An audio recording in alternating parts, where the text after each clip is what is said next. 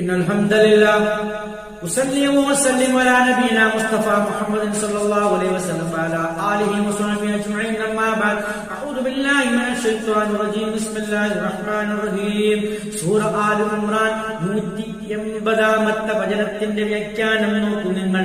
വലാ യഹ്സബന്നല്ലദീന യബ്ഖലൂൻ അല്ലാഹു സുബ്ഹാനഹു വ തആല പറയുകയാണ്, വലാ യഹ്സബന്ന വിചാരിക്കേണ്ടതില്ല, അല്ലദീന യാതൊരു കൂട്ടർ യബ്ഖലൂന അവർ ലുബ്ധ നടിക്കുന്നു, അതായത് പിശുക്കു നടിക്കുന്നു, പിശുക്കു കാണിക്കുന്നവർ വിചാരിക്കേണ്ടതില്ല, ബിമാ ആതാഹുമല്ലാഹു മിൻ ഫദ്ലിഹി അവന്റെ അനുഗ്രഹത്തിൽ നിന്നും അല്ലാഹു നൽകിയത്, അല്ലാഹു അവന്റെ അനുഗ്രഹത്തിൽ നിന്നും നൽകിയാതൊന്നുകൊണ്ട് പിശുക്കു നടിക്കുന്നവർ അത് പാവപ്പെട്ടവന് കൊടുക്കാതെ അല്ലെങ്കിൽ ദരിദ്രന് വീഴ്ച കൊടുക്കാതെ അതിൽ പിശുക്കു നടിക്കുന്നവർ നിർബന്ധമായ സക്കാത്തിലും അതുപോലെ ഐച്ഛികമായ ദാനധർമ്മത്തിന്റെ കാര്യത്തിലും പിശുക്കു നടിക്കുന്നവരെ കുറിച്ചാണല്ലോ പറയുന്നത്. അതവർക്ക് ഗുണകരമാണെന്ന് അവർ വിചാരിക്കേണ്ട എന്നാണല്ലോ പറയുന്നത്. പക്ഷേ അതവർക്ക് അത് ഷർറാണ്, ദോഷകരമാണെന്നാണല്ലോ പറയുന്നത്. അതൊരിക്കലും അവർക്ക് ഗുണകരമല്ല.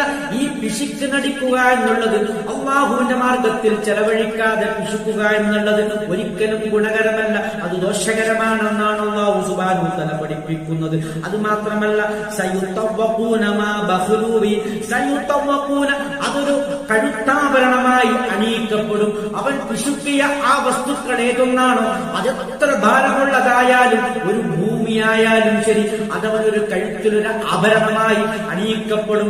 എപ്പോഴാണ്? യൗമൽ ഖിയാമ, ഖിയാമത്ത് നാളിൽ അതൊരു ആഭരണമായി അണിയിക്കപ്പെടും. അങ്ങനെ ആ മശ്റാവൻ സഭയിൽ കോടാനുകോടി ജനങ്ങളുടെ മുമ്പിൽ അവൻ അപമാനിതനാകുമെന്നാണ് ആ പറഞ്ഞതിന്റെ അർത്ഥം.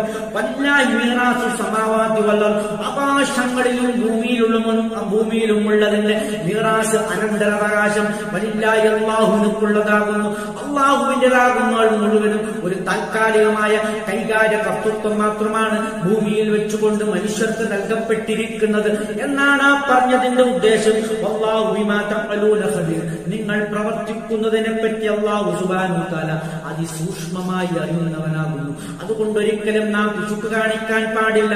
ധാരാളമായി നമ്മുടെ ആവശ്യങ്ങൾ കഴിഞ്ഞതിന് ശേഷം നമ്മുടെ സ്വന്തത്തിനും കുടുംബത്തിനുമുള്ള ആവശ്യങ്ങൾ കഴിഞ്ഞ് ബാക്കി വരുന്ന മിച്ചം വരുന്നത് അല്ലാഹുവിന്റെ മാർഗത്തിൽ പാവപ്പെട്ടവനും അഗതികൾക്കും അനാഥർക്കും വേണ്ടി നാം ചെലവഴിക്കണം. ജാരിയായ സദഖയായി പള്ളികൾക്കും അതുപോലെയുള്ള സ്ഥാപനങ്ങൾക്കും വേണ്ടി നാം ചെലവഴിക്കണം എന്നൊക്കെയാണ് ആയത്തിൽ കൂടി അല്ലാഹു സുബ്ഹാനഹു വ തആല നമ്മെ ഉത്തേജിപ്പിക്കുന്നത്. അൽഹംദുലില്ലാഹി റബ്ബിൽ ആലമീൻ.